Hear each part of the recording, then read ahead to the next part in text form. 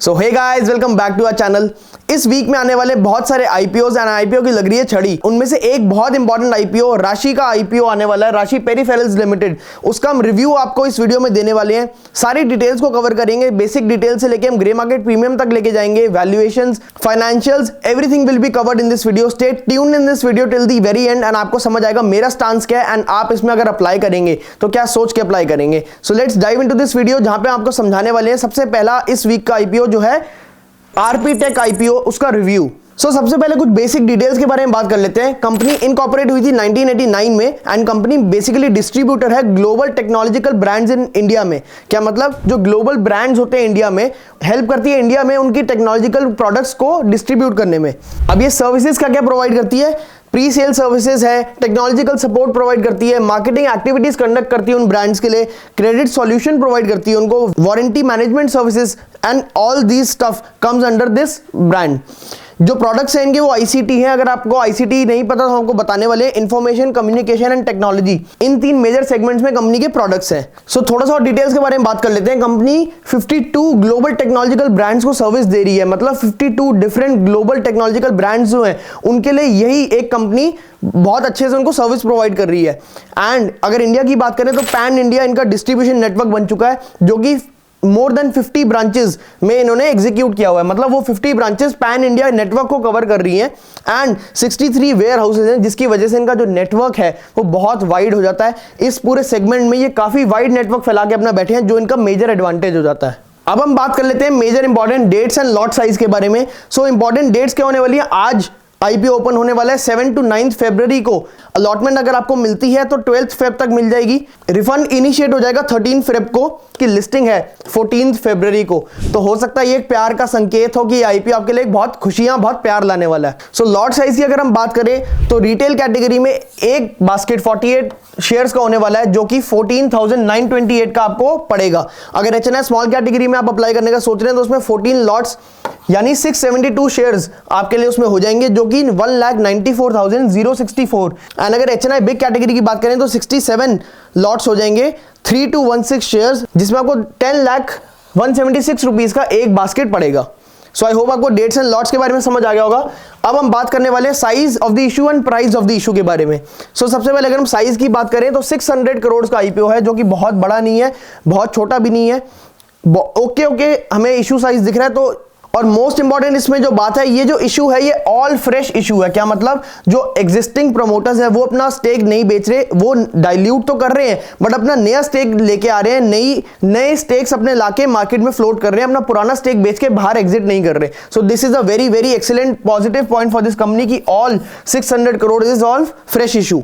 अगर हम price band की बारे में बात करें तो 295 से लेकर 311 का इसका प्राइस बैंड रहने वाला है। एंड अगर आप रिटेल कैटेगरी में अप्लाई कर रहे हैं तो मेक श्योर कि आप कट ऑफ प्राइस पे हमेशा अप्लाई करें, ताकि आपके chances of getting the allotment बढ़ जाए। एंड अगर आप एचएनआई कैटेगरी में अप्लाई कर रहे हैं तो आपको 311 लिख के पंच करना पड़ेगा।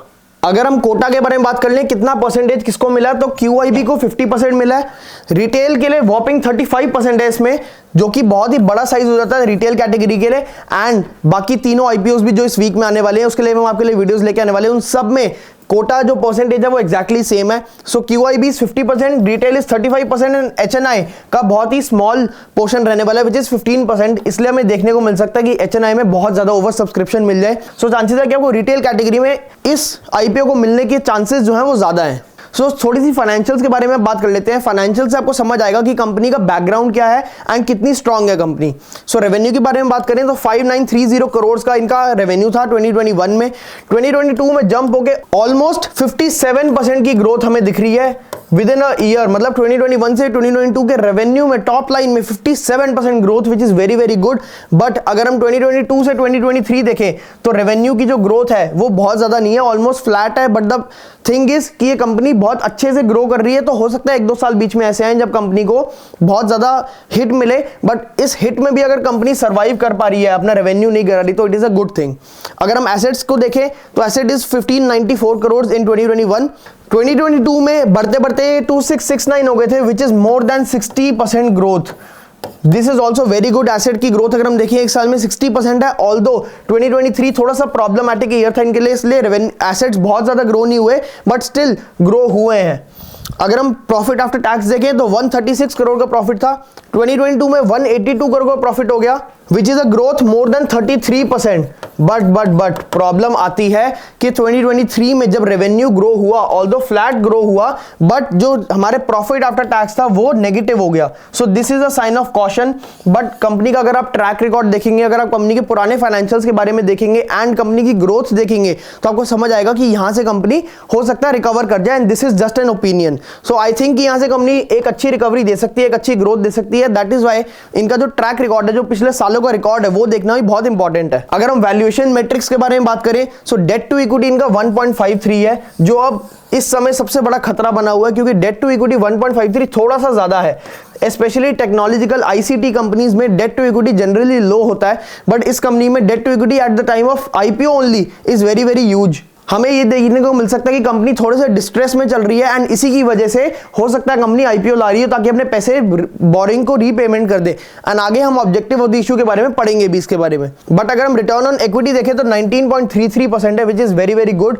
काफी अच्छे से कंपनी ग्रो कर रही है। रिटर्न ऑन कैपिटल एम्प्लॉयड देखें तो वो भी 14% से ऊपर है, which is also very good. तो प्राइस टू अर्निंग्स 14.23 टाइम्स है। हो सकता है आपको देखने में लग रहा हो कि यार 14 टाइम्स प्राइस टू इक्विटी तो ठीक है, कोई बहुत ज्यादा नहीं है, बट अभी हम पीयर कंपैरिजन के बारे में बात करेंगे।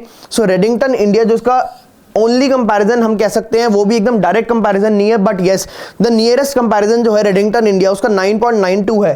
तो जनरली हमें देखने को मिलता है आईसीटी टेक्नोलॉजी कंपनीज में जो हमारा पीई है वो जनरली कम रहता है, तो उसकी वजह से ये थोड़ा सा ओवर वैल्यूड है। अगर हम ईपीएस देखें 21.86 का, which is very good. Earning per share 21 rupees is very good.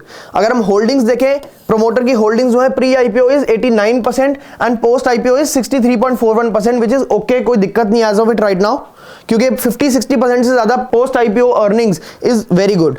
अब हम ऑब्जेक्टिव की बात कर लेते हैं। कंपनी का ऑब्जेक्टिव क्या है ये आईपीओ रेज करने का? सबसे पहला है pre payment and repayment of outstanding borrowings. जो इनकी ऑलरेडी बोरिंग चल रही है, जो इन पे उधार है, जो इन पे लोन है, उसकी ये प्री पेमेंट करना चाह रहे हैं, इसकी वजह से ये एक आईपीओ लेके आ रहे हैं। Second is working capital requirements. अपनी जो डे टू डे जो वर्किंग कैपिटल है उसकी रिक्वायरमेंट्स को पूरा करने के लिए ये आईपीओ लाया जा रहा है। And third is general corporate purpose. अब जिसका वेट आप सब कर रहे थे कि ग्रे मार्केट प्रीमियम में क्या एक्टिविटीज चल रहे हैं, हम उसके बारे में बात करने वाले हैं। सो डब्बा बाजार जो हमारा ग्रे मार्केट प्रीमियम है इज जस्ट एन इंडिकेटर। आपको इससे बहुत ज्यादा इन्फ्लुएंस नहीं होना, क्योंकि अगर मार्केट का मूड लिस्टिंग के आसपास वाले दिनों में बहुत अच्छा रहा तो हो सकता है जीएमपी बढ़ भी जाए। एंड अगर थोड़ा सा मार्केट रीटेस्ट करने नीचे आई, क्योंकि काफी अच्छी मार्केट चल रही है, बट अगर थोड़ा सा रीटेस्ट करने नीचे आई 21,221,000 के आसपास के लेवल्स पे, तो ग्रे मार्केट प्रीमियम हो सकता है बहुत तेजी से नीचे भी गिर जाए। But as of it right now अभी 22% का गेन चल रहा है, मतलब 311 का प्राइस बैंड है, प्लस 70 रुपीज इसका हमें ग्रे मार्केट प्रीमियम दिख रहा है, विच इज 22%। तो लिस्टिंग की एक्सपेक्टेशंस है as of it right now जब मैं वीडियो बना रहा हूं इज 381। तो अगर आपको पर लॉट अप्लाई करोगे और आपको अगर मिलता है तो 3360 अराउंड 3000 के आसपास आपको पर लॉट प्रॉफिट हो सकता है। बट क्योंकि इसमें एचएनआई कैटेगरी बहुत कम है, तो इसमें हमें ओवर सब्सक्रिप्शन देखने को मिल सकता है। एंड रिटेल कैटेगरी में अगर आप अप्लाई कर रहे हैं तो एक लॉट से ज्यादा अप्लाई करने का कोई मतलब नहीं है, क्योंकि ये ऑलरेडी ओवर सब्सक्राइब होने वाला है। एंड मेरा डिसीजन क्या रहने वाला है, अगर मैं इसमें अप्लाई करूंगा अभी तो मैं सिर्फ रिटेल कैटेगरी में अप्लाई करूंगा। एचएनआई कैटेगरी क्योंकि ऑलरेडी बहुत कम है, तो हमें ओवर सब्सक्रिप्शन देखने को मिलेगा एंड उससे हमारे अलॉटमेंट के चांसेस कम हो जाएंगे। तो अगर रिटेल कैटेगरी में मैं अप्लाई करूंगा तो I will be applying on the third day, क्योंकि आप फर्स्ट डे अप्लाई करो या थर्ड डे अप्लाई करो, that does not take your chances out of the game. तो मैं देखूंगा सब्सक्रिप्शन कैसा आ रहा है, specially grey market premium and market का सेंटीमेंट कैसा है उस दिन के आसपास, देन मैं अप्लाई करूंगा एंड सब्सक्रिप्शन स्टेटस कैसा है। Till the time you let us know कि आप इसमें अप्लाई करने वाले कि नहीं करने वाले। लाइक दिस वीडियो, अगर आपको ये वीडियो अच्छी लगी होगी, share this with your friends जो आईपीओ में बहुत पैसे लगाते हैं एंड उसमें पैसे कमाते भी हैं। And press the bell icon for more such interesting updates. And आपके लिए और भी नए नए आईपीओ के लिए हम वीडियोस लेके आने वाले हैं। Stay tuned with us. Thank you.